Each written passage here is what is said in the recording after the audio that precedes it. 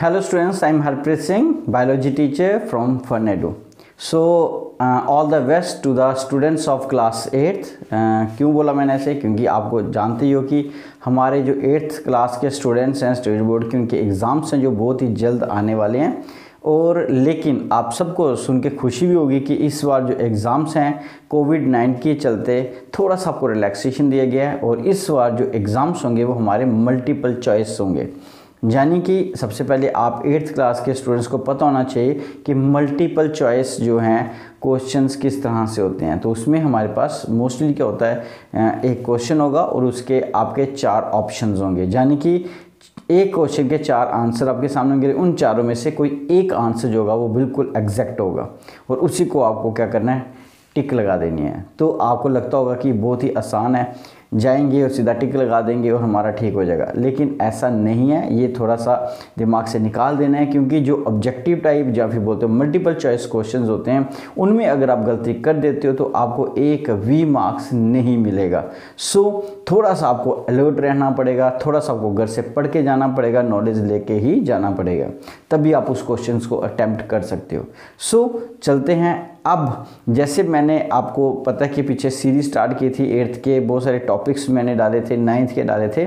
सो इसी तरह से मैं एक सीरीज़ 8th क्लास के लिए बनाने जा रहा हूँ, क्योंकि बहुत ही क्रूशियल है। कुछ बच्चे जो हैं उनको पता ही नहीं चल रहा कि किस तरह के ऑब्जेक्टिव्स आ सकते हैं 8th क्लास के अंदर। सो मैं आपको हर एक चैप्टर का एक वीडियो डालूंगा, यानी कि 6 वीडियो होंगी हमारी पूरे टॉपिक्स की, और उन सभी 6 वीडियो के अंदर मैक्सिमम जो आपके मल्टीपल चॉइस है वो क्लियर हो जाने चाहिए। So let's start with the first chapter, that is reaching the age of adolescence, जो आपका T2 के अंदर आने वाला है। तो करते हैं। तो मैं क्या करूँगा, मोबाइल से आपके क्वेश्चन देखूंगा, साथ साथ आपको किसी भी तरह की प्रॉब्लम ना हो बोर्ड के ऊपर उसको डिस्प्ले करेंगे और साथ साथ उनके आंसर्स भी देखेंगे। तो कुछ क्वेश्चन आपके ज़्यादातर मल्टीपल चॉइस होंगे, लेकिन कुछ क्वेश्चन होंगे वो फिल इन द ब्लैंक्स की फॉर्म में भी होंगे, और मैं आपको साथ साथ उनका समझाऊंगा भी, ताकि आपको किसी भी तरह के, अगर आपने बिल्कुल 20 यूनिट को नहीं पढ़ा है तब भी आपको थोड़ा समझ आ जाए।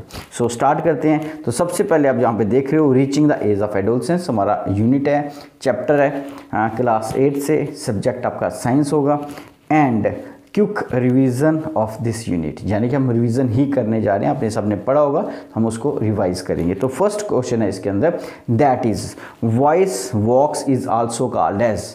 अगर आप जानते हो तो इसका आंसर 2 कमेंट बॉक्स में दे सकते हो, नहीं तो आप इसको सोचो, हम यहाँ पे तब तक इसको क्लियर करेंगे। तो क्वेश्चन था, जैसे आप यहाँ पे देख रहे हो, voice box is also called as. हम वॉइस वॉक्स को क्या बोलते हैं? तो पता ही आपको, यहाँ पे हमारे पास वॉइस वॉक्स है, हम उसका दूसरा नाम क्या है?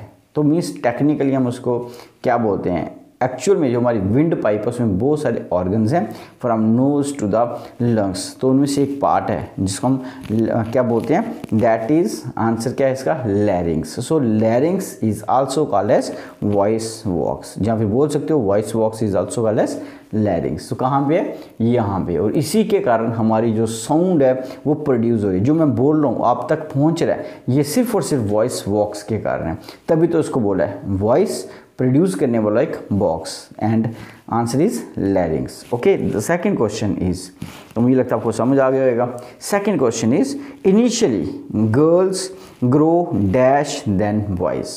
तो आपको डैश भरना है, जल्दी से आप आंसर दे सकते हो, अगर सुन रहे हो कमेंट बॉक्स में लिख सकते हो तो जरूर लिखें। कहने का मतलब कि जब भी मैच्योरिटी होती है एट द एज ऑफ 12, यानी कि लड़का और लड़की 11 और 12 की एज में वो पॉवर्टी में एंटर करते हैं, तो जो फीमेल्स होती हैं उनकी जो ग्रोथ होती है वो बॉयज़ के कंपैरिजन में ज़्यादा होती है या कम होती है। तो आप कुछ नहीं करो, आप अगर 11th और 12th के ही एज में होंगे तो अपने क्लास के गर्ल्स और बॉयज़ को अगर कंपेयर करोगे तो आपको खुद इसका आंसर मिल जाएगा। यानी कि जो फीमेल्स होती हैं वो जो स्टार्टिंग एज होती है पॉवर्टी की, उसके अंदर वो जल्दी ग्रो करती हैं as comparison to the boy. तो इसका आंसर क्या होगा फिर, faster. So answer is initially girls grow faster than the boys, लेकिन लेटेस्ट स्टेजेस में क्या होता है, जो मेल होते हैं, बॉयज़ होते हैं, वो थोड़ा सा स्पीड अप कर लेते हैं और वो फीमेल से थोड़ा ज़्यादा ग्रो करना शुरू कर देंगे।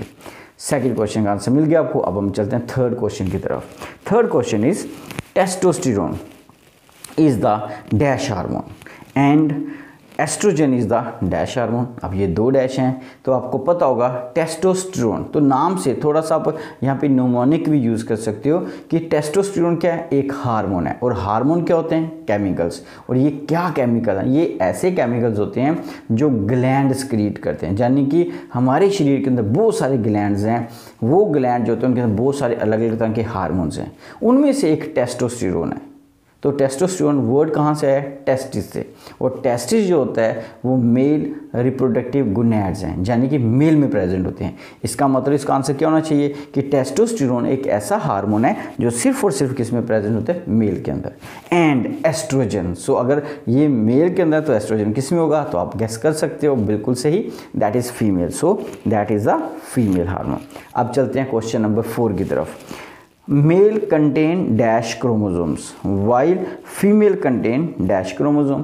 अब यहाँ पे बताया कि मेल के अंदर कौन से क्रोमोसोम होते हैं और फीमेल के अंदर कौन से क्रोमोसोम में सेक्स क्रोमोसोम होते हैं, कौन से, एक्स एंड वाई। तो यहाँ पे देख सकते हो आप एक्स एंड वाई, ये 2 क्रोमोसोम हैं जो मेल को फीमेल से डिफ्रेंशिएट करते हैं। तो फीमेल में कौन सा होगा, तो फीमेल के अंदर होगा that is x and x. So x और एक्स फीमेल में है और एक्स एंड वाई मेल में, इसलिए फीमेल के पास मेल को जन्म देने का कोई भी करैक्टर नहीं है। तो आज के बाद हमें ये चीज़ समझ लेनी चाहिए मेल्स को कि अगर हमारे घर में कोई बेटी जन्म लेती है या फिर बेटा जन्म लेता है, उसके लिए मेल ही रिस्पॉन्सिबल है, क्योंकि मेल के पास वाई क्रोमोसोम है और यही वाई क्रोमोसोम मेल चाइल्ड के लिए क्या होते हैं, जरूरी होते हैं। Next, growth of the hormone is produced by dash glands. Okay, growth of the hormone is produced by dash gland. कौन सा ऐसा ग्लैंड है हमारे शरीर के अंदर, मैंने बोला ग्लैंड क्या होते हैं, ग्लैंड कोई सेल भी हो सकता है, कोई टिश्यू भी हो सकता है, कोई ऑर्गन भी हो सकता है जिसके अंदर सिक्रीशंस है। वैसे ही जैसे एक बैलून है, अब उस बैलून में पानी डाल दो तो जब वो बैलून दबेगा, स्टिमुलेट होगा, देन इट प्रोड्यूस और रिलीज हार्मोन्स, केमिकल्स। सो इसी तरह से हमारे शरीर में अलग अलग तरह के ग्लैंड्स होते हैं, जैसे स्वेट ग्लैंड। तो स्वेट ग्लैंड जब आप दौड़ते हो, गर्मी लगती है तो स्टिमुलेट होता है, उसमें से स्वेट निकलेगी। अगर स्पेशियस ग्लैंड है तो ऑयल निकलेगा, है ना। पेनक्रियाज है तो इंसुलिन को स्क्रीट करेगा। तो हमारे शरीर में बहुत सारे ग्लैंड है, अब वो नहीं पढ़ेंगे हम। तो उन ग्लैंड में से एक ऐसा ग्लैंड है जो ग्रोथ हार्मोन रिलीज करता है, जिसके कारण आपकी ग्रोथ होती है। अगर कोई बच्चा बड़ा नहीं हो पाता तो डॉक्टर के पास जाएगा, तो डॉक्टर उसको क्या देगा, कोई ऐसा केमिकल देगा जो उसके ग्लैंड को स्टिमुलेट करेगा ताकि वो ग्रोथ हार्मोन रिलीज करे। तो कौन है वो ग्लैंड, कौन सी ऐसी स्ट्रक्चर है जो ये काम करता है, उसका नाम है पिट्यूटरी ग्लैंड। तो देख सकते हो यहाँ पे answer, that is pituitary gland. तो ध्यान से देखना ये कहाँ पे होता है, ये हमारे ब्रेन में होता है, ठीक है। हमारे ब्रेन के अंदर एक ग्लैंड है जिसका नाम है पिट्यूटरी, और वो स्क्रीट करता है ग्रोथ हार्मोन, और यही ग्रोथ हार्मोन के कारण हमारी ग्रोथ होती है। अगर ज़्यादा स्क्रीट हो जाए तो हम भी खली की तरह हो जाएंगे, हाँ। अगर कम स्क्रीट होगा तो हम स्टंटेड ग्रोथ हो जाएगी हमारी। सो ये भी आपको ध्यान में रखना है। Next question, Adam Apple is, नाम सुना होगा एडम एप्पल। ये खाने वाला एप्पल नहीं है कोई भी, जैसे मेरी शर्ट रेड कलर की, एप्पल भी रेड कलर का होता है, ऐसा कुछ नहीं है। तो अब देखो क्या ऑप्शंस क्या हो सकते हैं इसके। तो first option is enlarged लैरिंग्स। Enlarged तो बहुत बड़ा, लैरिंग्स ये वाला इसको बोलते हैं। मेमरी ग्लैंड, तो मेमरी ग्लैंड फीमेल में होते हैं जहाँ से मिल्क स्क्रीट होता है, इसको बोला जाता है। जहाँ फिर एप्पल ऑफ एडम, कोई इंसान एडम उसके एप्पल को बोला जाता है। जहाँ फिर रेड एप्पल है। तो चारों में से कौन सा है, तो मुझे लगता है कि आपको आंसर मिल गया होगा। So exact answer is the enlarged लैरिंग्स। ये मैंने पहले ही बताया था, लैरिंग्स को ही बोला जाता है वॉइस बॉक्स, और इसी को बोला जाता है एडम एप्पल। और ये जो हमारा बाहर एनलार्ज पोर्शन होता है, लड़कों में होता है, बॉयज़ में होता है, इसको एडम एप्पल बोला जाता है। और इसी के कारण हमारी आवाज़, जैसे अभी मेरी आवाज़ सुन पा रहे हो, कितनी हार्ड है, कितनी हार्श है। लेकिन फीमेल की आवाज़ सुनोगे, गर्ल्स की आवाज़ सुनो कितनी सॉफ्ट होती है ना। पिच कितनी आप देखोगे तीखी होती है। सो वो क्यों होती है, क्योंकि उनमें एडम एप्पल एब्सेंट होते हैं, ठीक है। ये थोड़ा ध्यान रखना है आपको। Next question is the chemical substance which are secreted from endocrine glands are. अब आपको ये चीज़ समझनी है कि एक केमिकल, मैंने पहले बोला कि जो एंडोक्राइन ग्लैंड्स होते हैं, कौन से ग्लैंड, एंडोक्राइन, ये कौन से ग्लैंड हो गए, तो ये एक ऐसा ग्लैंड जिसमें पाइप नहीं होगी, यानी कि वो अपनी सिक्रीशन को, अपने केमिकल्स को ब्लड में छोड़ देगा और ब्लड लेके जाएगा उसको टारगेट तक। जैसे मान लो मैंने अभी बात की थी पिट्यूटरी ग्लैंड, उसने कोई केमिकल छोड़ा तो उसको काम पे करना है मेल टेस्टिस तक या फीमेल ओवरी तक, तो वो यहाँ से यहाँ तक कैसे पहुँचेगा, वो ब्लड के थ्रू पहुँचेगा क्योंकि उसका कोई पाइप ही नहीं है। सो ऐसा ग्लैंड जिसका कोई पाइप नहीं होगी हम उसको बोलते हो एंडोक्राइन ग्लैंड। अब कहते हैं एंडोक्राइन ग्लैंड जब स्टिमुलेट होता है उसके अंदर से जो केमिकल निकलते हैं उस केमिकल को क्या बोलते हैं। तो ऑप्शन आपके पास क्या है, first is puberty, second is hormones, third is estrogen, fourth is adolescence. क्या है इसका आंसर, तो इसका आंसर रहेगा दैट इज, समझ आ गई होगी आपको केमिकल क्या है, दैट इज हार्मोन्स। तो आप हार्मोन्स पे टिक लगा सकते हो। Next, out of these which one determine the sex of baby, यानी कि इनमें से कौन ऐसी चीज़ है जो बच्चा जो घर में पैदा होता है, that is determination of sex means एक बच्चे का जब जन्म होता है वो लड़का होगी या लड़की होगी, सो वो कौन डिसाइड करता है, इन चारों में से कौन है जो बताता है कि घर में लड़की हुई या लड़का हुआ, that is determination of sex. First option is hormones, second option is chloroplast, third option is chromosomes, fourth option is pituitary gland. अब देखो इसको कैसे निकाल सकते हो। सबसे पहला देखो कि हार्मोन्स, क्या हार्मोन को देख के बता सकते हो कि ये लड़की है लड़का है, बिल्कुल भी नहीं बता सकते, उनका काम ही कुछ और है। दूसरा आ गया क्लोरोप्लास्ट। क्लोरोप्लास्ट आपको पता है कि क्या होता है, ये जो पत्ते होते हैं, लीफ होते हैं, उनको जो ग्रीन कलर होता है उसको ग्रीन कलर को देने के लिए जो पिगमेंट चाहिए वो क्लोरोप्लास्ट है। इनमें ये तो पत्ते कैसे बताएंगे कि हमारे घर लड़की हुई या लड़का हुआ, तो ये तो बिल्कुल गलत लग रहे हैं दोनों। अब रह गए दो, दैट इज थर्ड आ गया हमारे पास पिट्यूटरी ग्लैंड। तो पिट्यूटरी ग्लैंड क्या था, जो ब्रेन में था, मैंने बताया था आपको, जो सिक्रीशन करता है ग्रोथ हार्मोन की, एस्ट्रोजन, अलग अलग तरह के हार्मोन्स की, वो कैसे बताएगा कि लड़का हुई लड़की। तो लास्ट आ गया हमारे पास क्रोमोसोम्स, और क्रोमोसोम कहाँ पे होते हैं, न्यूक्लियस के अंदर। और मैंने अभी बताया था X chromosome, X chromosome, X chromosome, Y chromosome, male में कौन से हैं, फीमेल में कौन से हैं। इट मीन्स यही क्रोमोसोम्स हैं जो आगे डिसाइड करेंगे कि घर में लड़की हुई या लड़का। अगर तो उस बच्चे के पास एक्स और एक्स क्रोमोसोम, हम बोलेंगे लड़की हुई। अगर उस बच्चे के पास एक्स और वाई होगा, अगर वॉर्म के अंदर ही होगा, फीमेल के फीटस की फॉर्म में ही होगा, कहीं पे भी होगा, जाइगोट में ही है, तो हम बता सकते हैं कि वो लड़का होगा या लड़की होगी। ठीक है, तो किसकी मदद से, क्रोमोसोम। तो आंसर होगा आपका क्रोमोसोम्स। अब हम आगे चलते हैं। Next, stoppage of menstruation that is menstrual cycle is called.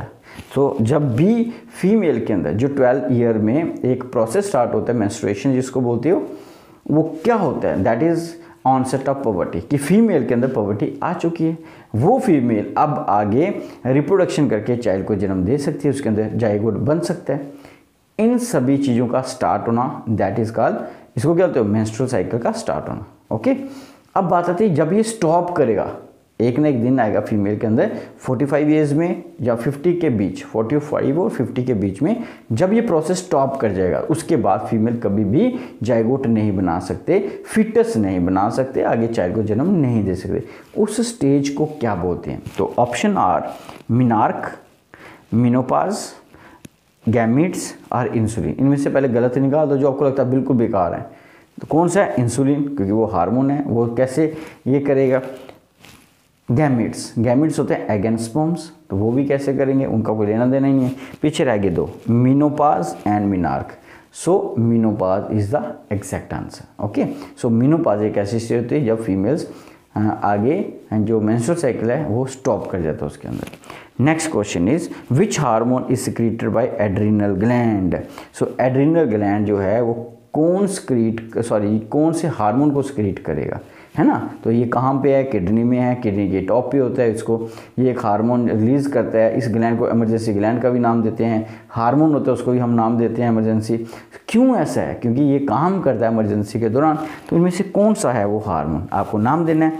So first option is adrenaline, second is insulin, third is testosterone, fourth is estrogen. अगर आपको पहले 10 क्वेश्चन ने आंसर दे दिया अच्छी तरह से, ये आप बिल्कुल आराम से दे सकते हो। क्यों, क्योंकि इसमें 3 ऑप्शन ऐसे हैं जो पहले पढ़ चुके हो, जिनकी नॉलेज आपको है, उनको छोड़ के जो चौथा होगा वो आपका आंसर होगा। दैट इज एड्रेनलिन जो है वो ही इसका एग्जैक्ट आंसर होगा। That is adrenal gland secrete adrenaline hormone, बिल्कुल सिंपल ही answer. Next, adolescence age is between. अब आपको भी पता होना चाहिए, एडोलसेंस यानी कि एक ऐसी है जब मेल और फीमेल के अंदर चेंजेस आना शुरू होती हैं, फीमेल के अंदर मेंस्ट्रुअल साइकिल स्टार्ट होता है। ये कितनी देर तक चलेगा, हम इसको टीन एज का भी नाम देते हैं ना। सो तो ये स्टार्ट कहाँ से होगा, 12 से 18 तक फर्स्ट ऑप्शन, 13 से 19 तक दूसरा ऑप्शन, 14 से 20 साल तक और 11 से 12 साल तक। ओके, तो फर्स्ट ऑप्शन, सेकंड, थर्ड और फोर्थ, कौन सा आंसर होना चाहिए आपका। हम इसको ले सकते हैं कि हम बोलते हैं कि 12 साल से 18 साल जो है वो मोस्टली एग्जैक्ट आंसर है, जिसमें क्या होगा कि फीमेल और मेल के अंदर जो है बहुत सारी चेंजेस आएंगी।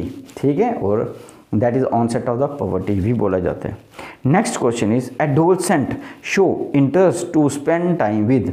आप इसी एज में हो, तो क्या आपको मज़ा किस में आता है, यानी कि आप जिस एज में हो, एडोलसेंस में हो, जो बच्चे सारे सुन रहे हैं 8th क्लास के बच्चे जो मेरे ख्याल से एडोलसेंस में ही होंगे, तो आपको किसके साथ अपना टाइम स्पेंड करने में मज़ा आता है। सुनो, फर्स्ट कहते हैं इन्फेंट्स, जो छोटे छोटे बच्चे हैं, बिल्कुल छोटे बच्चे हैं, 1 साल का 1.5 साल का, क्या उनके साथ मजा आता है। दूसरा चिल्ड्रंस बच्चे, वो भी छोटे ही होंगे, थोड़े से बड़े होंगे। Third peer group, peer group तो अपने ही साथियों के साथ जो अपनी एज मेट के होते हैं, जिनके वो चीज़ें डिस्कस कर सकते हैं। और फोर्थ आ गया ओल्ड, पेरेंट्स हो सकते हैं, कोई भी हो सकता है ना, उनके साथ मज़ा आता है। तो आपको किसके साथ मजा आएगा, अब ये आंसर खुद देना है आपको, कौन होना चाहिए।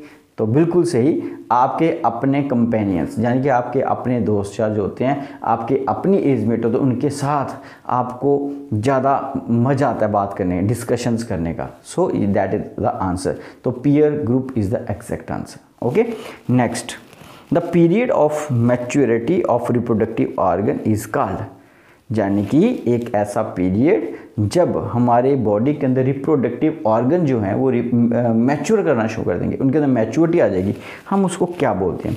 First adolescent period, second menstruation, third gestation period, fourth none of this. तो ये भी बिल्कुल आसान है। हम पढ़ी कौन सा यूनिट रहे हैं, that is adolescent. So adolescent period is the period of maturity of reproductive organs. Next questions are, there are dash pair of chromosomes in human cell. तो कितने हमारी बॉडी के अंदर ह्यूमन सेल्स के अंदर क्रोमोसोम्स के पेयर होते हैं। तो पेयर लिखा है, तो अगर पेयर नहीं लिखा होता तो हम लिखते 46, लेकिन यहाँ पे पेयर लिखा है तो हमने लिखा है 23। तो आंसर होगा 23 पेयर्स, क्योंकि 23 को डबल कर लोगे तो बन जाएंगे 46, तो होते 46 ही हैं, लेकिन पेयर जो होते हैं वो 23 होंगे। 23 पेयर जो क्रोमोसोम हमें मदर से मिलते हैं और 23 हमें फादर से। 23 स्पर्म से आते हैं, 23 एग से, दोनों मिलके बनाते हैं 46। और हम सबके हर सेल के अंदर 46 क्रोमोसोम होते हैं, ये याद रखना है आपको। ठीक है, next, the physical and mental well being of an individual is called individuals dash, that is health, disorder, growth, nurturing. यानी कि एक फिजिकल और मेंटल जो वेलबींग है, एक इंसान फिजिकली बड़ा स्ट्रांग है और मेंटली भी बड़ी अच्छी बातें करता है ना, हर एक को सुजेशन देते हैं, तो ऐसी चीज़ को हम क्या बोलेंगे, ऐसे इंडिविजुअल को क्या बोलेंगे, इंडिविजुअल्स हेल्थ बोलेंगे, इंडिविजुअल्स डिसऑर्डर बोलेंगे, इंडिविजुअल्स ग्रोथ बोलेंगे, इंडिविजुअल्स नर्चरिंग बोलेंगे। तो इसका आंसर होगा हेल्थ, तो उसकी ये हेल्थ होगी। तो first answer is the exact answer. Next question, adolescent should be totally away from. आप सब बच्चों को दूर रहना है, किससे दूर रहना है, ध्यान से सुनो, टोटली दूर रहना है। टोटली मीन्स कि ऐसा नहीं जो मैं सारी चीज़ें बोलूँ सारी अच्छी हैं, लेकिन एक चीज़ ऐसी है इनमें से जिससे तो बिल्कुल दूर रहना, आपको पास भी नहीं जाना है, अदरवाइज आप अपने लिए बहुत सारी मुसीबत खड़ी कर दोगे। तो क्या है वो चीज़, कहते हैं कोल्ड ड्रिंक पहला, फास्ट फूड पता ही खाते हो चाइनीज़ वगैरह, 2 ड्रग्स 3 और स्वीट्स 4। क्या स्वीट्स के पास जाना चाहिए, खा सकते हो, कोल्ड ड्रिंक हफ्ते में पी सकते हो, घर वाले मना नहीं करेंगे, पी लोगे तो इतने ज़्यादा नुकसान नहीं है, लेकिन हाँ डेली पियोगे तो नुकसान होगा। फास्ट फूड हाँ 15 दिन में, महीने में 1 आधी बार खा लोगे तो कोई प्रॉब्लम नहीं है, रोज़ खाओगे तो बहुत सारी बीमारी लग सकती हैं। मैं साफ साफ बता रहा हूँ, आंसर ये नहीं है, आंसर क्या है, ड्रग्स। क्योंकि ड्रग्स क्या हैं, ये केमिकल्स होते हैं जो हमारे ब्रेन को थोड़ी सी हैबिचुअल कर देते हैं और इसके कारण बहुत सारी प्रॉब्लम हो रही हैं। आज आप देखा होगा सारे लोग जो हैं नशे में हैं, क्यों है, क्योंकि उनको आदत पड़ चुकी है। तो इसका आंसर होगा ड्रग्स। तो हमें कभी भी ड्रग्स नहीं लेने हैं, ये आपको प्रॉमिस करना है कि हम कभी भी ड्रग्स नहीं लेंगे, अदरवाइज क्या होगा, हमारी पूरी लाइफ स्पॉइल हो सकती है। आपने देखा होगा कितने सारे लोग जो हैं ड्रग्स के कारण अपनी पूरी लाइफ को स्पॉइल कर देते हैं। ठीक है, तो ये थोड़ा सा अपने ध्यान रखना है। Next, testis secretes. टेस्टिस क्या स्क्रीड करते हैं, तो आपको ध्यान देना है, इसमें क्या आंसर हो सकता है, थायरोक्सिन, एस्ट्रोजन, टेस्टोस्टेरोन और आयोडीन। तो आपको पहले निकाल देना जो अच्छा नहीं है, आयोडीन तो हो ही नहीं सकता, पता ही बिल्कुल गलत है। थायरॉक्सिन भी नहीं हो सकता, मैंने पहले बताया था आपको ये, और एस्ट्रोजन है ये तो फीमेल रिलीज़ करती हैं, आपको पहला क्वेश्चन ही ऐसा ही था। तो टेस्टिस रिलीज़ करता है टेस्टोस्टेरोन, तो एक टेस्टोस्टेरोन हार्मोन है और इसी हार्मोन के कारण मेल के अंदर मेलनेस आती है, यानी कि जो मेल के करैक्टर होते हैं 12 साल के बाद उसके अंदर जो डेवलप होते हैं। So all these characters are develop due to the presence of the testosterones, यानी कि टेस्टोस्टेरोन हार्मोन आपकी जो मूंछ आती है, दाढ़ी आती है, मोस्टेचीज है ना, बियर्ड्स या मसल्स डेवलप होना, बॉडी की शेप जो होती है, ये एडम एप्पल का बढ़ना, it is all due to the testosterone which is secreted by the testis. तो ये आपको ध्यान रखना है। Next, reproductive age in women start when there, आप कहते हैं फीमेल के अंदर रिप्रोडक्टिव एज की जो रिप्रोडक्शन करने के लायक हो सकती हैं, उनकी बॉडी के अंदर ग्रोथ होती है, फीमेलनेस आती है, फीमाइन करैक्टर्स आते हैं, वो कब होता है? कहते हैं जब मेंस्ट्रुएशन स्टार्ट होता है फर्स्ट, जो ब्रेस्ट है start developing, body weight increase, height increase. तो तीन जो हैं वो हो सकता है वो उसके कारण होते हैं, लेकिन वो उतना बड़ा कारण नहीं हो सकता। तो फर्स्ट कारण जो है, the first A part is the exact answer, that is menstruation start. तो जब भी फीमेल का मेंस्ट्रुएशन स्टार्ट होगा, इट मीन्स कि वो इंडिकेट करता है कि फीमेल जो है वो पॉवर्टी में आ चुकी है। सो that is the first is the exact answer. Next, in males the sex chromosome consist of, अगर मेल के अंदर सेक्स क्रोमोसोम क्यों होते हैं? तो मैं पहले भी बता चुका हूँ आपको, ये वैसा ही क्वेश्चन थोड़ा सा चेंज करके डाला है। तो मेल के अंदर कौन से सेक्स क्रोमोसोम होते हैं? आंसर आपने बताना है 1X एंड 1Y क्रोमोसोम। क्या ये सही है? बोथ Y क्रोमोसोम, दोनों Y है, बोथ X क्रोमोसोम, या फिर 1M chromosome and 1Y chromosome. पहला तो डी हम बिल्कुल निगलेक्ट करते हैं क्योंकि एम क्रोमोसोम होता ही नहीं है, तो रह गए बचे 3। और फीमेल में मैंने बोला था आपको एक्स और एक्स क्रोमोसोम होता है, इसलिए ये भी नहीं हो सकता। तो रह गया हमारे पास बोथ वाई क्रोमोसोम, तो किसी भी इंसान के पास दोनों वाई क्रोमोसोम नहीं हो सकते। तो answer is the first, that is 1X and 1Y chromosome. Okay, so ये था आपका सेकंड लास्ट क्वेश्चन। तो अब चलते हैं अपना लास्ट क्वेश्चन, तो ध्यान से सुने। प्रोडक्शन ऑफ थायरॉक्सिन रिक्वायर, अगर आपके शरीर के अंदर थायरॉक्सिन जो थायराइड स्क्रीट करता है, बड़ी सारे लोगों को प्रॉब्लम होती है थायराइड की, तो वो किसकी कमी के कारण होता है? कौन सा ऐसा बॉडी के अंदर केमिकल है जो नहीं पहुंचेगा जिसके कारण हमारा थायरॉक्सिन रुक जाएगा? तो कितना इंपॉर्टेंट क्वेश्चन है। हाँ, अगर आप इसको सही तरीके से देखो, कितनी नॉलेज मिलती है, साथ ही कितनी अवेयरनेस भी हो रही है इस यूनिट के अंदर। सो ऑब्जेक्टिव की फॉर्म में ही हो रही है। सो क्या क्या हो सकता है? सोडियम, मैग्नीशियम, आयोडीन या फिर ब्रोमीन। तो क्या होगा इसका आंसर? तो इसका आंसर होगा दैट इज आयोडीन। जैसे आपने सुना है कि इस नमक के अंदर आयोडीन है, तो क्योंकि जब वो नमक हम लेते हैं, चाहे टाटा का है किसी का भी है, अगर उसके अंदर आयोडीन है प्रॉपर मात्रा में, चाहे वो महंगा मिल रहा है, उसके अंदर आयोडीन है, इट मीन्स वो हमारी बॉडी के अंदर थायरॉक्सिन को रिलीज़ करवाएगा। और अगर ऐसी डेफिशिएंसी हो जाती है तो शायद हमारी बॉडी के अंदर बहुत सारी बीमारियां लग सकती हैं। सो ये थे हमारे आज के 20 क्वेश्चंस जो मैंने आपको प्रॉमिस किया था कि मैं ये स्टार्ट करूंगा और आपको एक एक क्वेश्चन की एक्सप्लेनेशन भी दूंगा। तो अगर आपको मजा आया है और चाहते हो कि मैं अगली वीडियो भी बनाऊँ, प्लीज़ आप इसको ज़रूर सब्सक्राइब करें, आगे फॉरवर्ड करें, उन बच्चों तक पहुँचाएँ जिन बच्चों के पेपर है वो 12th में है, और 8th में है, और शायद वो इस वीडियो को देख के कुछ ना कुछ अपने पेपर के लिए भी अच्छा कर सकें। सो इसी होप से कि हम फिर मिलेंगे नेक्स्ट वीडियो, नेक्स्ट चैप्टर के साथ और नेक्स्ट टेक्नोलॉजी के साथ। Thank you very much.